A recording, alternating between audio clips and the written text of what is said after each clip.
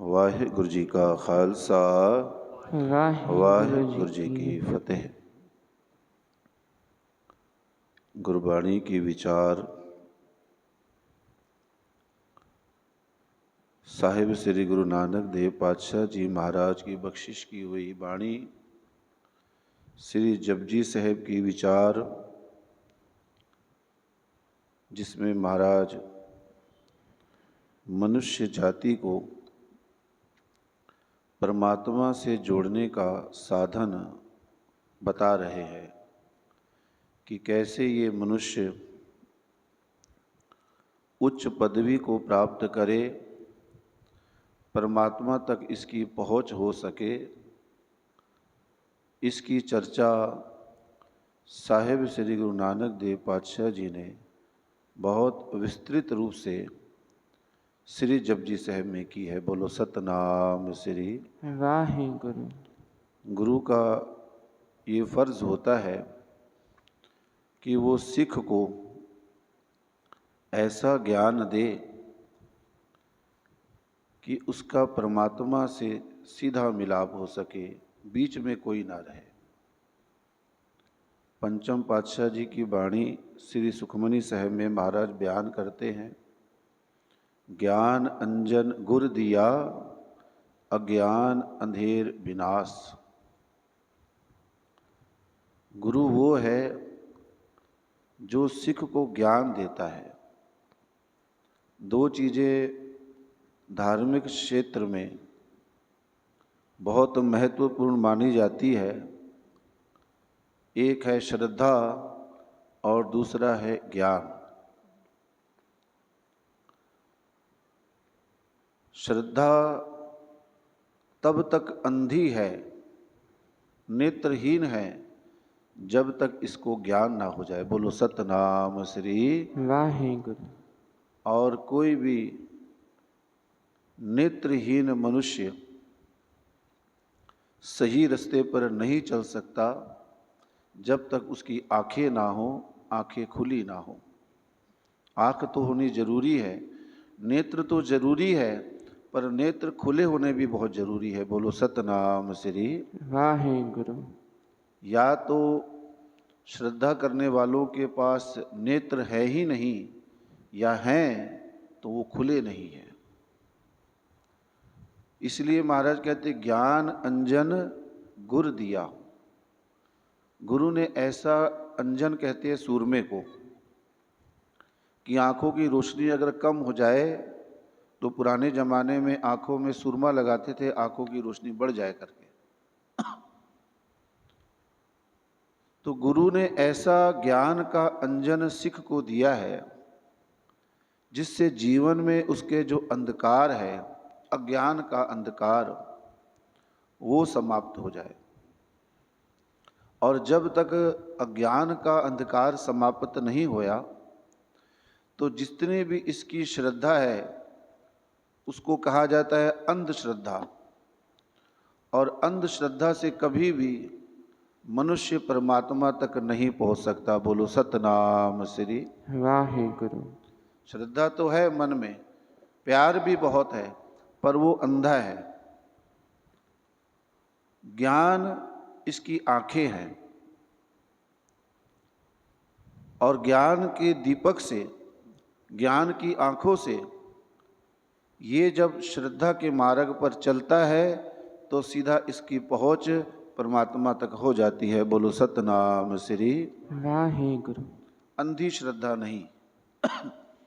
इसलिए गुरु का ज्ञान प्राप्त करना इतना ज़रूरी है, गुरु की वाणी को समझना इतना ज़रूरी है, वरना की हुई सारी सेवा, सारा सत्संग निष्फल चला जाएगा अगर गुरु का ज्ञान प्राप्त नहीं किया। तो गुरु महाराज जपजी साहिब में साहिब गुरु नानक देव जी महाराज सारी दुनिया को ये समझा रहे हैं कि वो परमात्मा एक है, एक ओंकार, वो सब में समान रूप से समाया हुआ है। चीटी ते कुंचर अस्थूला, सब पर कृपा करे, सब पर कृपा करता है वो। चीटी से लेकर हाथी तक क्योंकि वो सब में समाया हुआ है। वो जो परमात्मा सब में समाया हुआ है वो सत नाम है, उसका नाम सत है। वो कर्ता पुरख है, वो सारी सृष्टि को बनाने वाला है। संसार में जितने भी मनुष्य हैं ये किसी ना किसी चीज़ को बनाते जरूर है। मैन्युफैक्चर करना, किसी भी चीज़ को बनाना, पर उस कर्ता पुरख में और इस बनाने वाले में बहुत अंतर है दोनों में, और एक बहुत खास अंतर है। जैसे किसी मजदूर ने कोई इमारत बनाई, इमारत बन गई, इमारत जिसकी थी वो उस इमारत में रह रहा है, पर मजदूर का कोई अता पता नहीं है। बोलो सतनाम श्री। उसने इमारत बनाई, चला गया। किसी मजदूर ने, किसी मिस्त्री ने कोई फर्नीचर बनाया, उस फर्नीचर को उसने बेच दिया, फर्नीचर अपनी जगह पर चला गया और वो मिस्त्री अपनी जगह पर चला गया। दोनों में अब कोई संबंध नहीं रहा। परमात्मा ऐसा कर्ता पुरख नहीं है। परमात्मा करता है और सारी सृष्टि उसकी किरत है, उसकी बनाई हुई चीज़ है। किरत यानी बनाई हुई चीज़, उसकी कृत है वो। परमात्मा अपनी कृत से कभी दूर नहीं हो पाता है और हो ही नहीं सकता।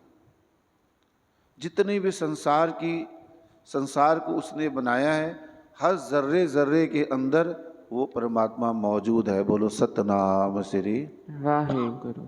वो ऐसा करता पुरख है, वो ऐसा करता पुरख है कि वो सब में समाया तो हुआ है, सब की वो देखभाल भी करता है। जितने जीव जंत वनस्पति, जितनी पृथ्वी पर हमको वस्तुएं दिख रही हैं और जो नहीं दिख रही हैं, जो हमको नहीं दिख सकती आंखों से, वो सब वस्तुओं को वो बनाता तो है, उसमें समाता भी है और उसकी वो देखभाल भी करता है। बोलो सतनाम श्री। वाहे गुरु। बना के छोड़ नहीं दिया उसने, वो फिर उसकी देखभाल भी करता है। ऐसा वो कर्ता पुरख है। तो महाराज वाणी में कहते हैं कि सब में जोत जोत है सोए, तिसके चानन सब में चानन होए। उस परमात्मा के प्रकाश से ही, उस कर्ता पुरख के प्रकाश से ही सारी जीव जंतु जितने भी हैं इनमें प्रकाश है। ये चल रहे हैं, फिर रहे हैं, खा रहे हैं, बोल रहे हैं। जितनी भी संसार की वस्तुएं हैं ये परमात्मा के कारण ही अपने अपने काम कर रही हैं। वो ऐसा कर्ता पुरख है। फिर वो निर्भव है, क्योंकि उसको किसी का भय नहीं, उसके जैसा कोई है नहीं, तो उसको भय नहीं, कोई शत्रु नहीं उसका। फिर निर्वैर भी है। निर्वैर इसीलिए क्योंकि शत्रु कोई नहीं। शत्रु किससे करे? वो शत्रुता उससे होती है जिससे आपकी कंपटीशन हो। धंधे में अगर कंपटीशन है किसी के साथ, भले बैठ के आपस में चाय पीते हैं, बातचीत करते हैं, पर अंदर में एक शत्रुता बनी रहती है। शत्रुता हमेशा ही उससे होती है जो हमसे बड़ा हो। शत्रुता हमेशा उससे होती है जो हमारा हुक्म ना माने, हमारा कहा ना माने। किसी ने अगर किसी से पैसे उधार मांग लिए और अगले ने नहीं दिए तो मन में एक शत्रुता पैदा होती है, एक वैर पैदा होता है। और किसी ने अगर किसी को पैसे दे दिए, समय पर उसने पैसे ना लौटाए, तो भी शत्रुता पैदा होती है, तो भी उसके ऊपर क्रोध आता है, तो भी एक वैर आता है, अंदर में गुस्सा आता है आदमी को। अगर वो पैसे दे भी दे पर जैसे उसने लिए थे वैसे ना दे, तोड़ तोड़ कर दे, या फिर समय पे ना दे, तो भी मन में शत्रुता पैदा होती है। शत्रुता हमेशा वहाँ पैदा होगी जब हमारा कोई हुक्म नहीं मानेगा, हमारा कहा नहीं मानेगा। जहाँ हमारे मन की बात नहीं होगी, जो हमको पसंद है वो नहीं होगी। हमको कभी कभी लोगों को आपने देखा होगा, मनुष्य मनुष्य से शत्रुता करता है। मनुष्य कई बार घर में पड़े हुए फर्नीचर पर भी अपना गुस्सा निकाल देता है। बोलो सतनाम श्री। वाहे गुरु। शत्रुता उससे भी हो जाती है उसकी।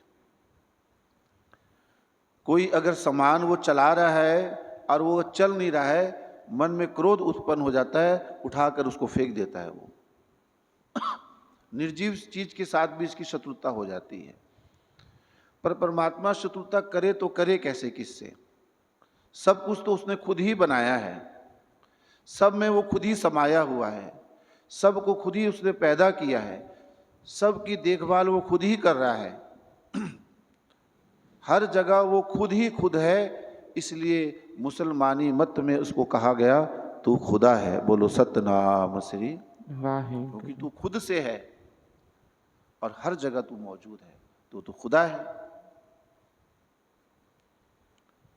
वो जो परमात्मा है वो निर्वैर है, क्योंकि वैर करने के लिए कोई कारण नहीं है उसके पास में। हमारे पास तो कारण है वैर करने के। हमारे से कोई बलवान आदमी हमारे सामने आ जाए तो ठीक है, हम डरते तो हैं, पर अंदर में वैर भी होता है, हम डरते भी हैं, हम निर्भय नहीं हो पाते, अंदर में भय होता है।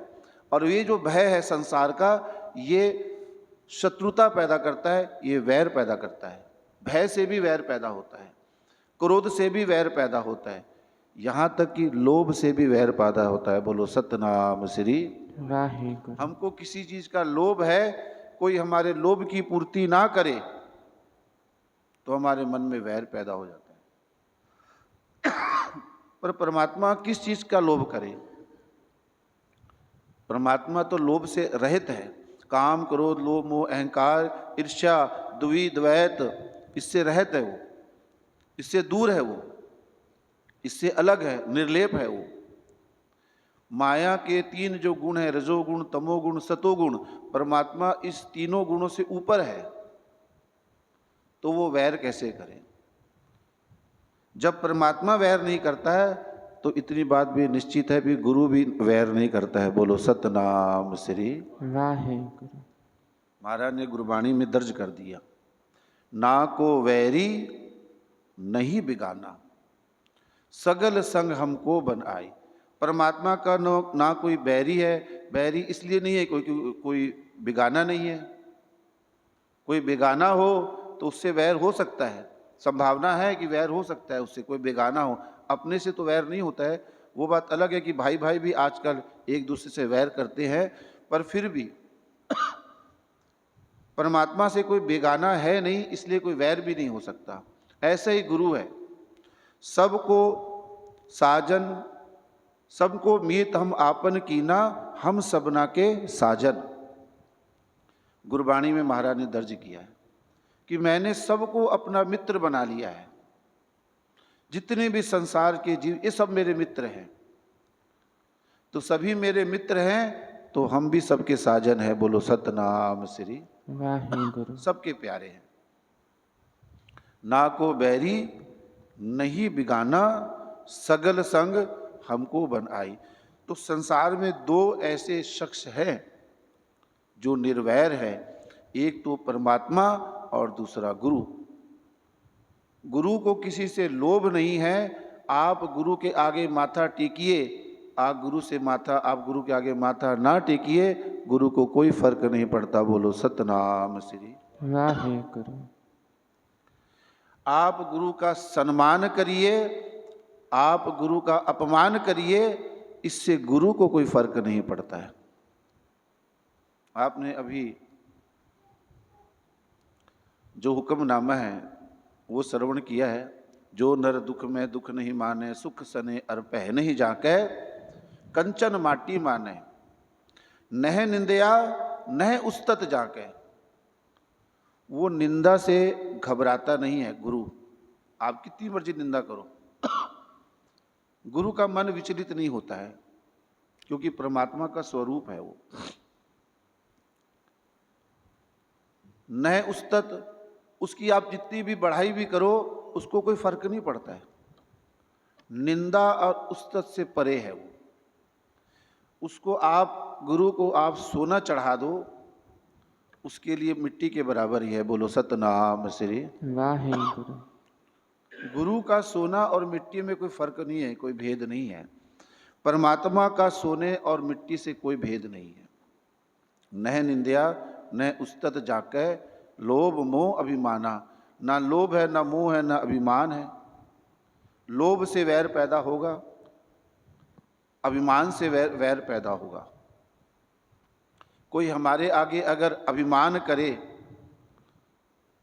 घमंड करे, तो हमारे मन में उसके प्रति वैर पैदा होगा। हम किसी के आगे घमंड से बात करें, अभिमान से बात करें, उसके मन में वैर पैदा होगा। तो नह निंदया नह उस्तत जाके लोभ मोह अभिमाना हरख सोग ते रहे न्यारो।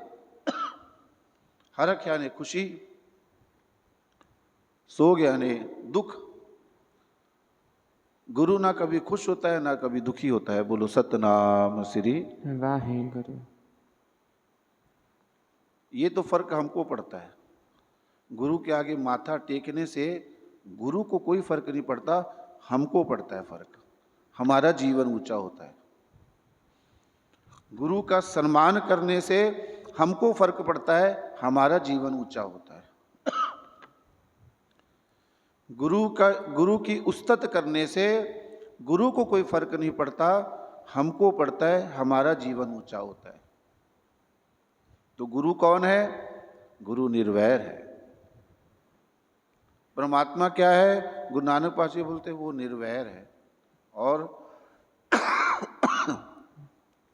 जैसे निर्भव जपै सगल भव मिटे, जो उस निर्भय परमात्मा की उपासना करता है उसका सारा डर दूर हो जाता है, संसार का डर दूर हो जाता है। ऐसे जो उस निर्वैर की उपासना करता है वो खुद भी निर्वैर बन जाता है। बोलो सतनाम श्री। वाहे गुरु। गुरु गोविंद सिंह जी ने जब खालसा पंथ की स्थापना की तो निर्वैर खालसा उसको नाम दिया गया कि खालसा निर्वैर है, इसका किसी से वैर नहीं है। ना हिंदू से वैर है, ना मुसलमान से वैर है। ना हिंदू से बहुत ज़्यादा प्यार है, ना मुसलमान से इसका बहुत प्यार है। ये निर्वैर है। जो निर्वैर होगा उसका किसी से ज़्यादा प्यार भी नहीं होगा। वो वैसे वो सबको अपना ही मानेगा। जितना भी संसार है वो सबको अपना ही मानेगा, पर उसका किसी से खास प्यार नहीं होगा। और ना जिसका किसी से खास प्यार नहीं है उसका फिर किसी से खास दुश्मनी भी नहीं होती। बोलो सतनाम श्री। वाहे गुरु। जो जितना ज़्यादा प्रेम में फंसा हुआ है ना, उतना ज़्यादा उसके अंदर शत्रुता भी बैठी होती है। जहाँ प्यार है वहाँ शत्रुता है।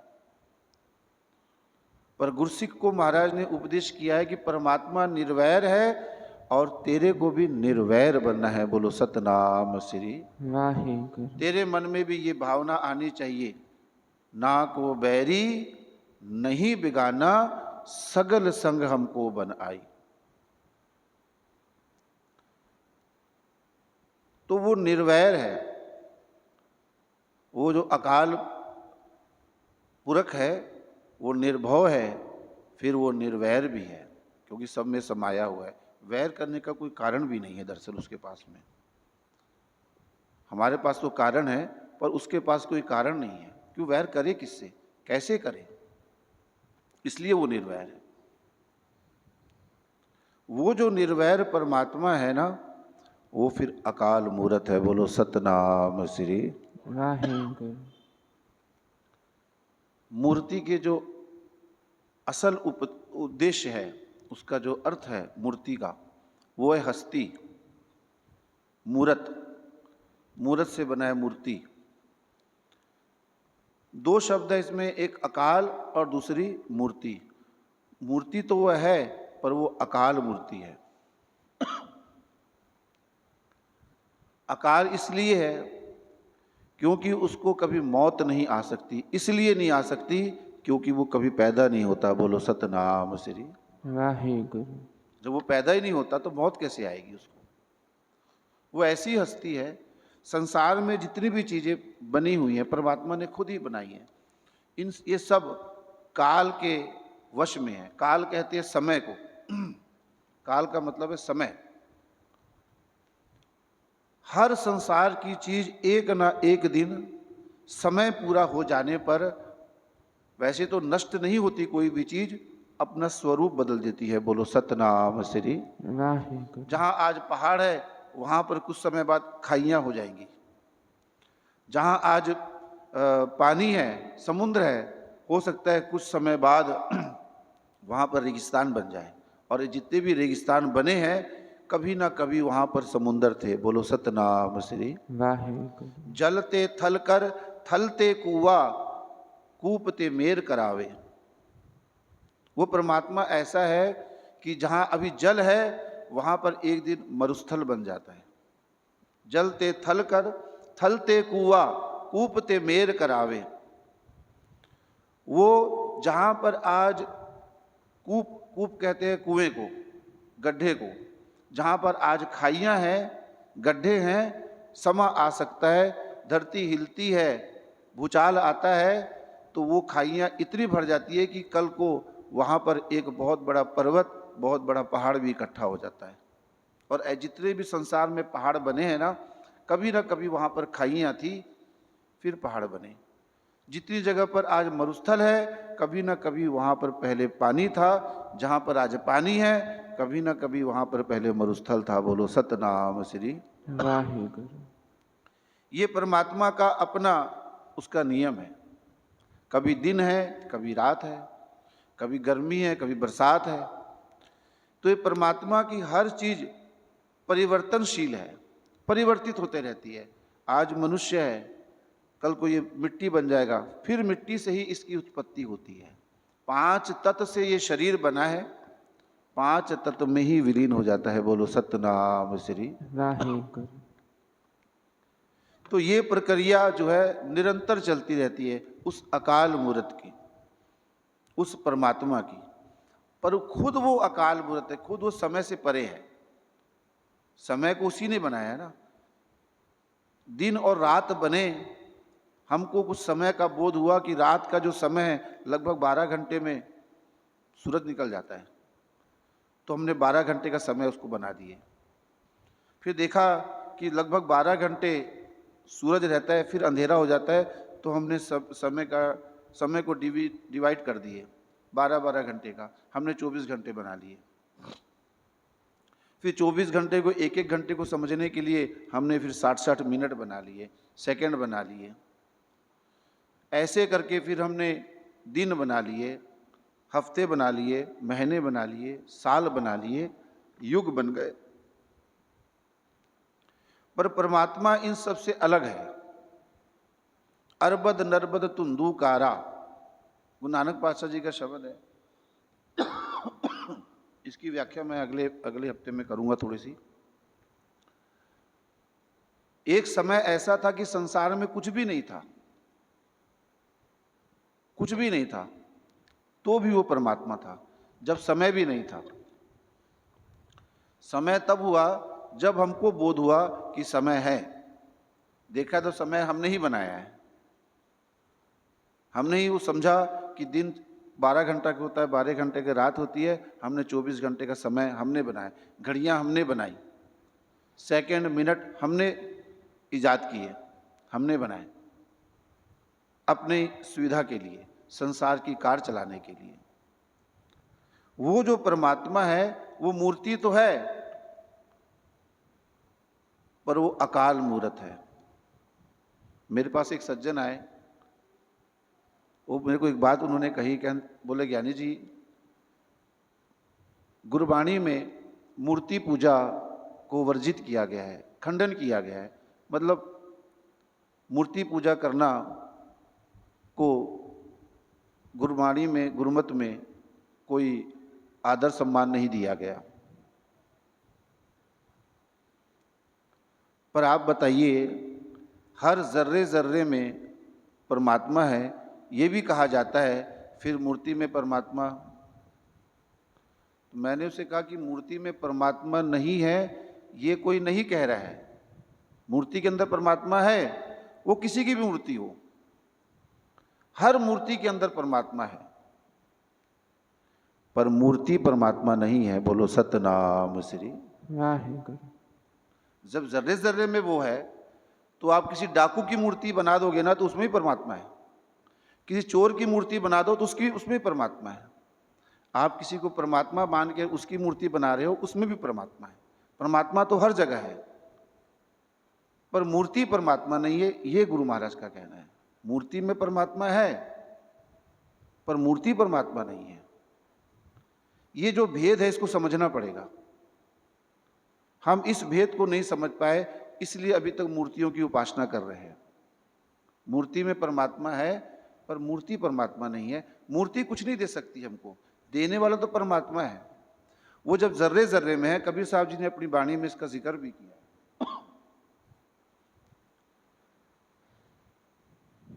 शायद कबीर साहब जी ने नामदेव जी की वाणी है, भगत नामदेव जी की, वो अपनी वाणी में ये जिक्र करते हैं कि अगर पत्थर में परमात्मा है तो फिर सारे पत्थरों में परमात्मा है। फिर कोई पत्थर में परमात्मा नहीं है ऐसा तो नहीं कहा जा सकता, फिर तो सभी पत्थरों में परमात्मा है।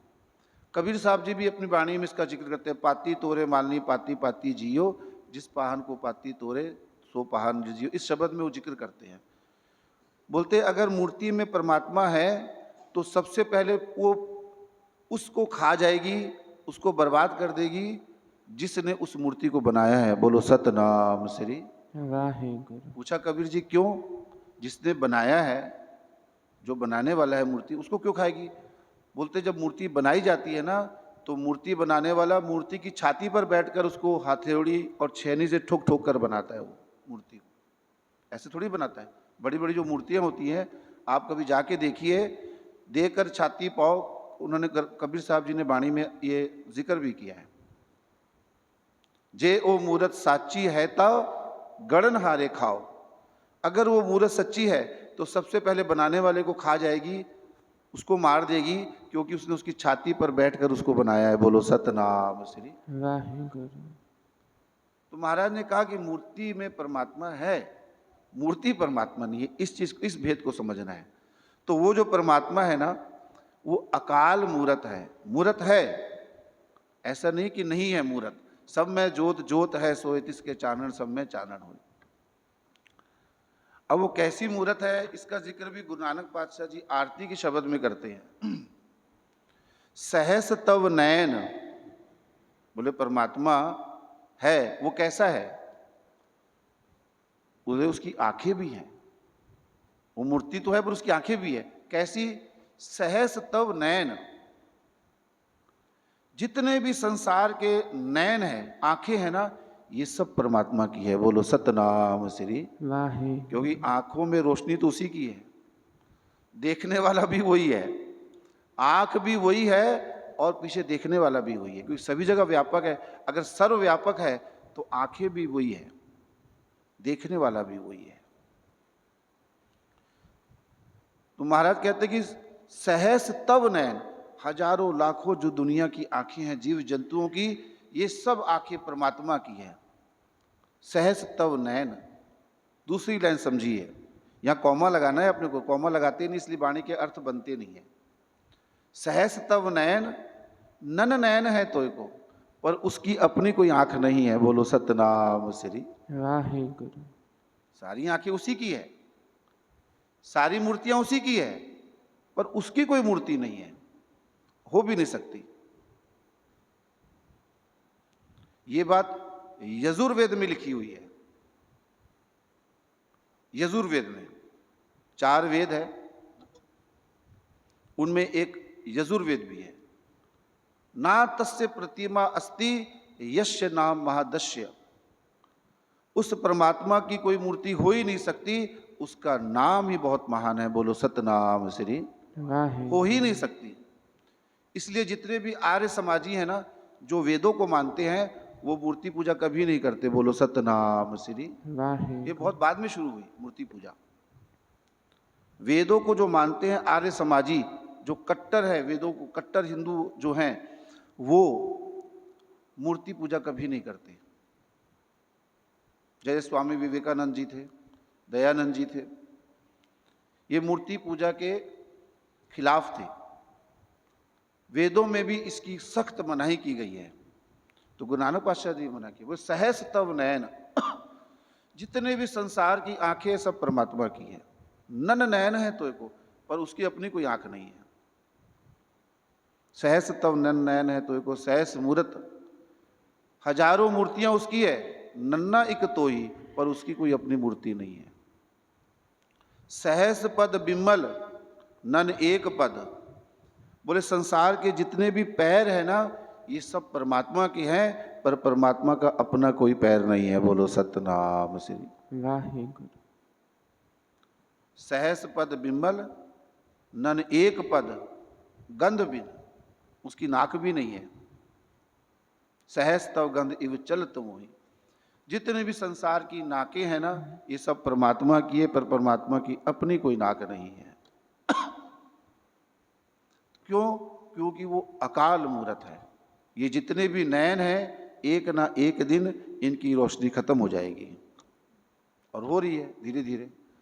40-50 साल की उम्र में चश्मे लग जाते हैं, 80 साल 90 साल में दिखना बंद हो जाता है। फिर जब आदमी खत्म होता है तो ये नयन कहाँ गए किसी को नहीं मालूम। इसके पैदा होने से पहले कहाँ थे किसी को नहीं मालूम, मरने के बाद कहाँ गए किसी को नहीं मालूम। पर परमात्मा की ऐसी, परमात्मा ऐसा है, उसकी ऐसी आंखें तो हो नहीं सकती, पर है वो हम सबको देख रहा है, क्योंकि सभी में बसा हुआ है। वो ऐसी मूरत है, ऐसी हस्ती है जो काल से रहित है, और काल से रहित हो इसीलिए है क्योंकि उसकी आंखें तो हैं पर हमारी जैसे नहीं है, उसके कान तो हैं हमारे जैसे नहीं है, उसके हाथ पैर तो हैं हमारे जैसी नहीं है, उसकी मूर्ति तो है पर वो हमारे जैसी नहीं है। बोलो सतनाम श्री वाहे गुरु। इसलिए वो अकाल मूरत है। इतनी कथा आज की, गुरु महाराज कृपा करे किसी तरीके से गुरबाणी से हमको जोड़े। इतनी सच्चाई साहिब श्री गुरु नानक देव पातशाह जी महाराज ने जपजी साहिब में उच्चारण की है, जो सीधा हमको परमात्मा से जोड़ती है। बीच में कोई बिचौलिया नहीं है, परमात्मा और हमारे बीच में गुरु के अलावा। गुरु बताने वाला है और हम सबको उस परमात्मा तक पहुंचना है। तो जपजी साहिब की कथा सुननी बहुत ज़रूरी है। इसके बिना किसी सिख का, और किसी का भी, सिख का तो मैं कहता हूँ लेकिन किसी का भी पार उतारा नहीं हो सकता जब तक वो जपजी साहिब की कथा को श्रवण ना करें। आओ सब रल मिल के